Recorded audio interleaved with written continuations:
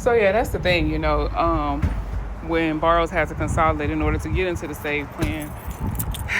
The thing is, even, when you consolidate at the time that you did your consolidation with the one-time account adjustment, that meant that when you consolidated, all of the payments that you made, all of that history came along with you under the save plan.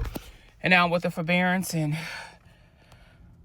all of that is happening, with this particular plan and all these injunctions and madness with it, the one-time account adjustment, it still should have applied. You still should have been able to get all your payment credits and all of that. But this is the thing. This is why it's so important, as student loan borrowers, that we are requesting documentation from the Department of Education. So that way you can see exactly where things were credited, where things were not credited, where interest was applied, where it was not applied. When your consolidation happened, like what the trail of credits and all of those things, what actually took place. And the only way to do that is by requesting the documentation. So that's what I feel, that for those who have had to go through this process, you consolidated in order to get into the save plan, and now all of these things that have taken place with the save plan and not knowing what took place on the back end.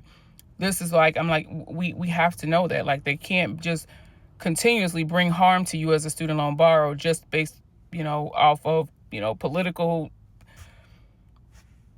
Get the information from your servicer.